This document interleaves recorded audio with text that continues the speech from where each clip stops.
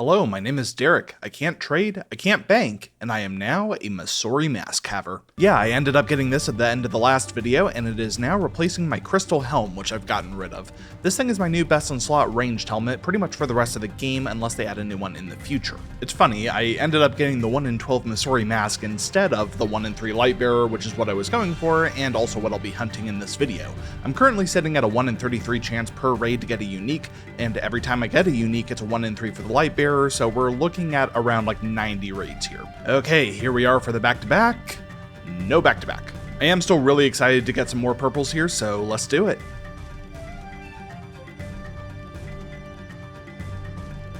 Wow, okay, that was sub 30 even with a death. That's good to know that even if I die, I can still very easily make the 35-minute timer. I'm still not going to turn on the 30-minute invocation since it would just be 5 extra raid level, and there's still a chance I could occasionally miss 30 minutes, and no purple. So I got this clip here to show you just how punishing the insanity invocation can be. I misclicked that middle left skull and I wasn't able to correct it in time. I only lost like a couple ticks, but the timing is so strict there. And that was 54 damage for missing one skull there. If I had missed any more, I would probably be dead. Cache of runes, please be soul runes. Hey, there it is. That is 1,000 charges for the shadow right there, minus the chaos runes. I'm going to interject here to talk a bit about the possible drops at TOA since I realized I never really went in and listed them all. The two most common uniques are the Osmumten's Fang and the Lightbearer, both at a rate of 1 in 3.4. The Fang is definitely the more important of the two. It's a stab weapon with a unique passive where it rolls for accuracy twice and takes the better of the two. This makes it really nice for high level PVM where everything has really high defense. It also has another passive where it always hits between 15 and 85% of its normal max hit, but that doesn't actually improve the DPS at all, it just means it's a little easier to finish off things at low HP. This is one of the 3 uniques I currently have, and it's my main melee weapon right now. The Lightbearer is a lot more niche, it doubles the rate at which you regain special attack energy, so it's useful in places where you're using a lot of specs like raids or God Horse Dungeon. This is the item I'm specifically trying to go for here. Next up is the Elidness Ward. This is the one that people are disappointed to get a lot of the time. It has a unique rate of 1 in 8 and is the best magic offhand in the game. That said, that isn't as important as it may seem though, because the best magic weapon in the game right now is two-handed, so you can't even use an offhand with it. Next is the Masori armor set, which I currently have the mask for. Each piece has a 1 in 12 unique rate, so 1 in every 4 uniques roughly will be one of these pieces. The Masori set is the best ranged armor set in the game. And finally, at a unique rate of 1 in 24 is the Tumikin's Shadow. This is the best magic weapon in the game, and arguably the best weapon of any kind. It has a passive where your magic accuracy bonus and magic damage bonus from both the staff and all your other gear are tripled when using it. This is definitely the jackpot drop from this raid, and I was extremely lucky to get it as early as I did. This thing is still worth over like 1 billion GP despite TOA being the easiest raid to play at a high level to get lots of uniques for.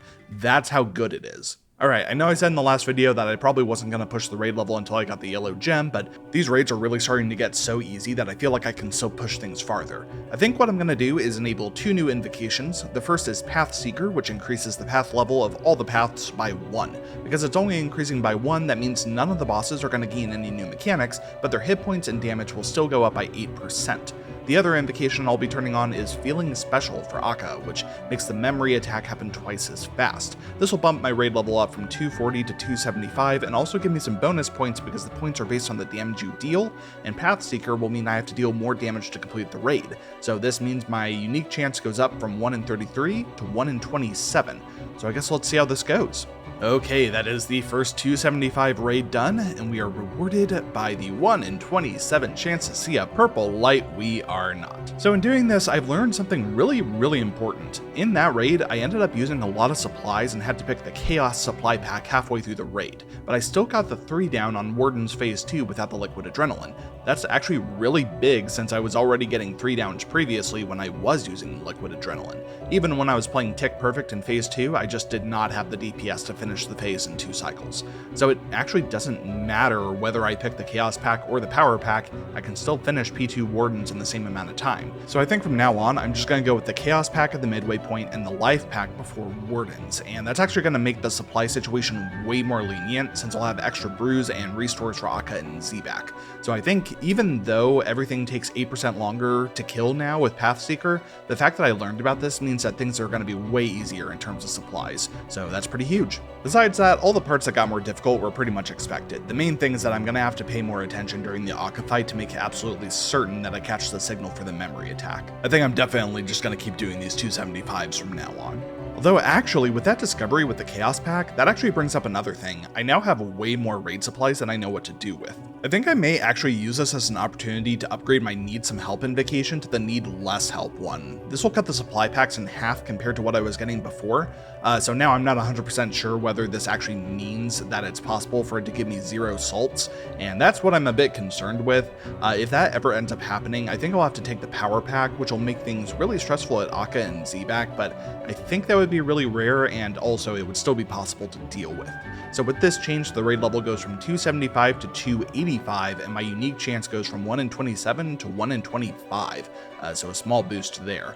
We are getting kind of close to the 300 point, which doesn't give me an extra boost or anything, but it does start to qualify as hard mode raids, which means I can start getting some ranks on that leaderboard, as well as some new combat achievements. There's one more thing I'm going to change about how I'm doing the raid, but it's unrelated to the invocations. I think I'm going to try and learn the butterfly method for Akka. This is some tech that was discovered really soon after the raid entered the game, and it's been nerfed since then, but it's still really useful, and it should both let me finish the fight a lot faster and use fewer supplies. Okay, so this is how the butterfly method works. It's called that because the tile markers look vaguely like a butterfly, and the guy who discovered it was named Saxorpillar, like, you know, caterpillar.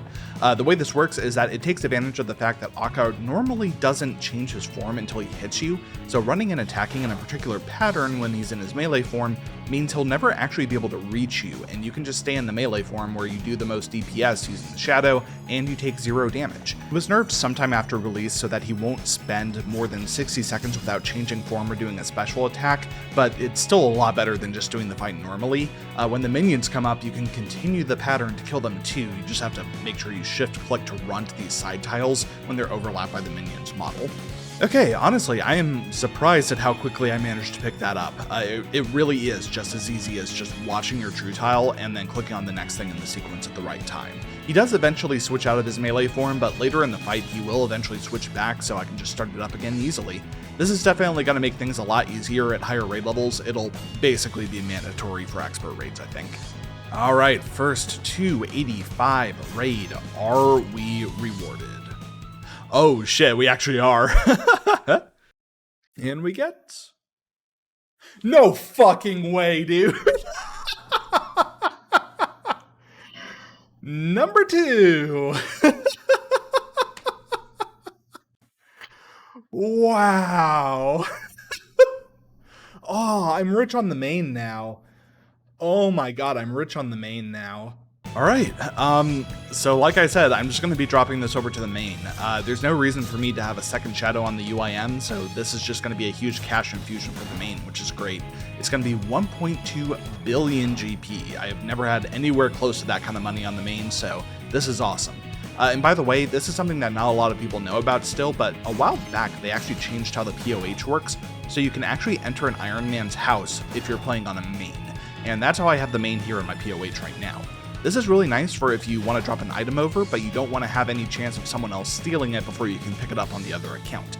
The only way you can run into trouble with this really is if you specifically disconnect within those 60 seconds before it appears on the other account, but the only way to not have to wait those 60 seconds is to drop it in the wilderness, which I definitely don't want to do, and it would mean risking all this other stuff I have on me. So just like that, I can just pick it up on the other account, and my main is now 1.2 billion GP richer. Alright, for the back-to-back, no back-to-back. Jeez, okay, that one was really rough. I messed up the supply packs and I accidentally took the Chaos Pack when there was no salt in it, so the second half of the raid was just really slow, but I did end up getting it in time, so I guess that's all that matters, really. Ooh, soul runes and a cache of runes, I will gladly take that. And double soul runes, perfect. I need all the soul runes I can get for the shadow.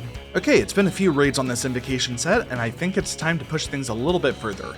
I'm gonna enable the Stay Vigilant invocation, which makes it so that Akka's special attacks will become unlinked from his form changes. So if you're doing the butterfly method, that actually doesn't mean much, since if you can do the method correctly for at least 60 seconds, they can become unlinked anyway, so this is more or less free as long as you're good at the method. This will give me 15 raid levels, which puts me at exactly 300 raid level, which means that these raids now qualify as expert mode raids. That doesn't mean too terribly much, but I'm now gaining ranks on the more exclusive expert mode leaderboard. For reference, there are only about like 400 UIMs in the game that have completed 5 of these to become ranked. I can also start getting the expert mode combat achievements for kill count too, which will be nice. I didn't think I would be able to start doing expert raids without the yellow gem, but here we are, I guess. And there is the first expert raid completed. Got a combat achievement for that at, wait, 2 of them? Oh, there's the one for the expert, Casey, but what is better get moving? Oh, it's a normal one, not an expert one, and it requires stay vigilant, which is why I didn't get it before. Okay, cool. That's 2 for 1 there, and never ever rewarded. 4.48% unique chance, by the way. That is 1 in 22 now.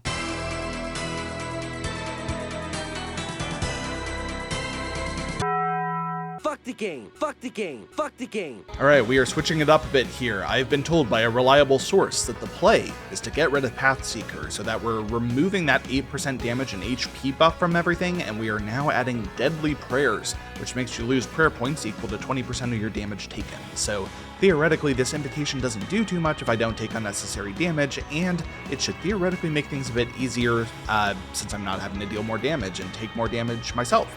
This increases my raid level from 300 to 305, but because I'm getting rid of Pathseeker, my unique rate has actually gone down to 1 in 23 instead of 1 in 22, since I'm dealing less damage across the raid now, so I'm getting fewer points. Yeah, this is definitely making things a lot easier. That 8% really doesn't sound like a lot, but in practice, it does make a really big difference. Holy shit, that was literally a perfect Akka. Literally never changed form, butterfly method the whole way through, didn't miss any ticks. Wow. And the double soul runes again, love to see it.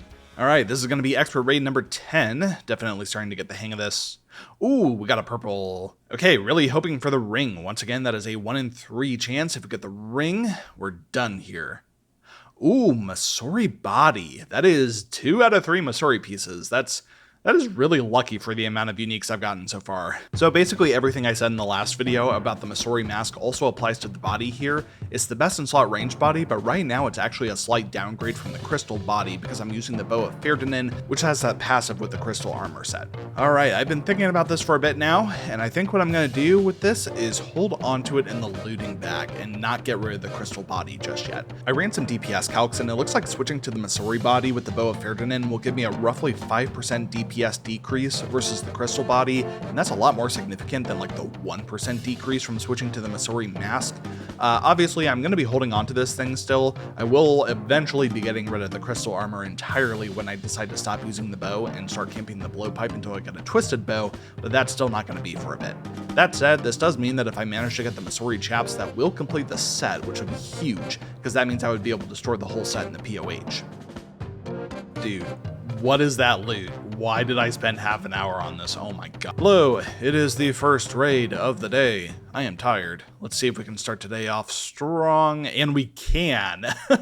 Alright, if I got the ring here, I'm done for now, but I now have another item that would be really cool to get, which is the Masori chaps, since if I get those, it completes the set. So let's see what we get.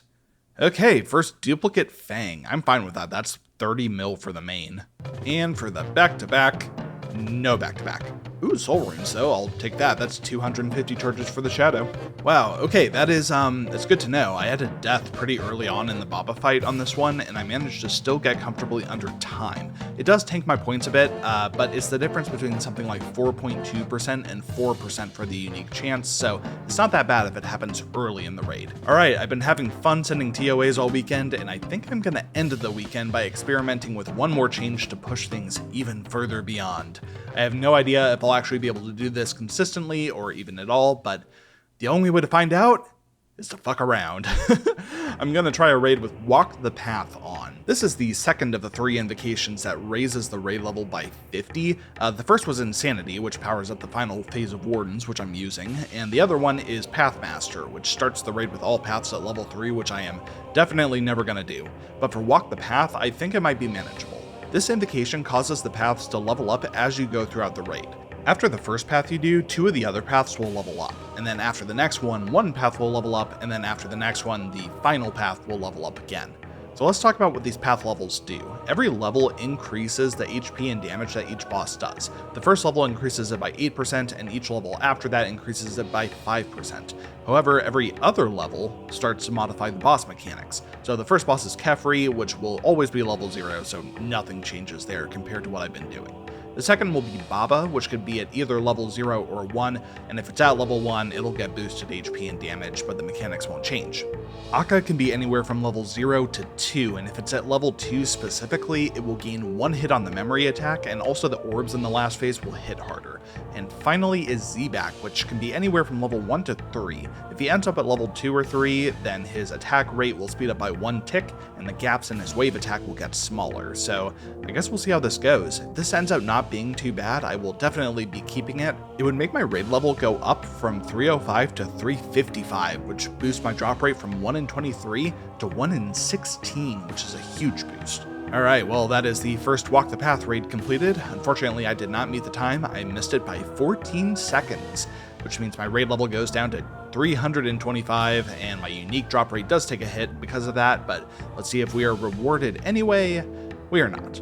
Oh, hey, my first duplicate Thread of Validness. This thing is completely useless since I already have one applied to my rune pouch. It is untradeable too, so I'm just going to destroy it.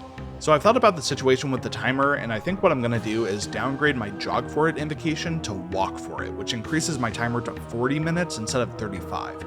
I do lose 5 raid level for this, but I think it's definitely worth it since now I don't need to worry about losing 30 raid level by barely missing the time like last run. So let's try this out now that I got an extra 5 minutes to complete the raid. Jeez, okay, there it is, my first ever raid with Walk the Path complete, and that is also my first ever true 350 level raid since the last one didn't make time, so it dipped to 325.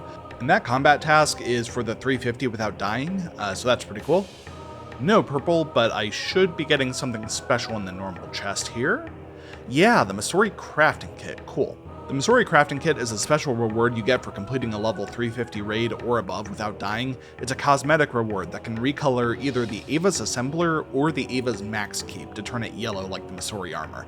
That said, I don't have either of those, so I'm just going to drop this. I've been thinking about this, and I think I'm just not going to keep doing Walk the Path raids since it's a lot of stress and having to basically play perfectly at all times, and even then there's a lot of RNG involved that can just screw you over. So for example, even with my current gear and strats, I can't perfectly reliably meet the DPS checks on the ads at Akka, even if I'm playing perfectly.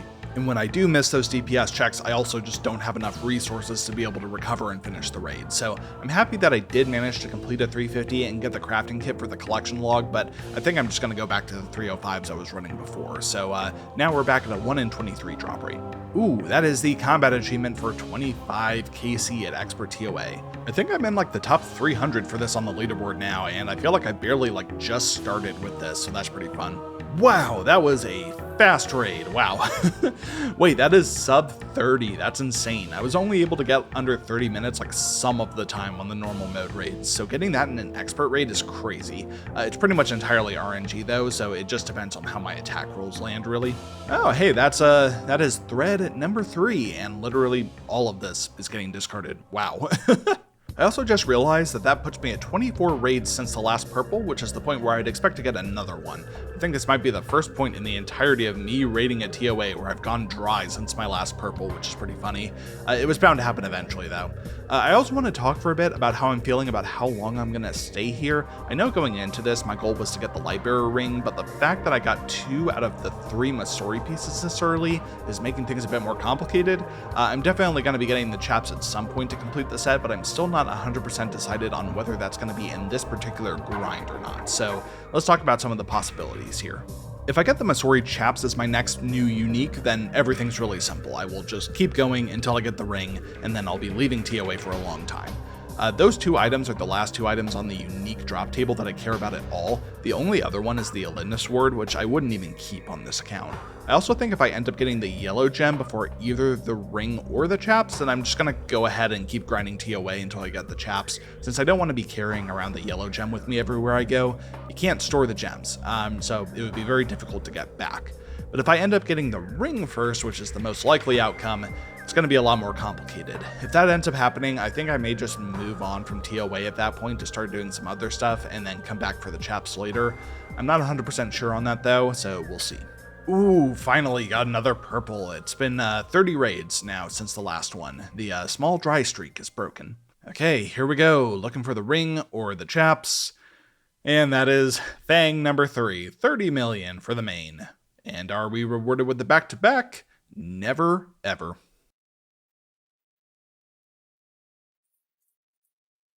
No way! No fucking way!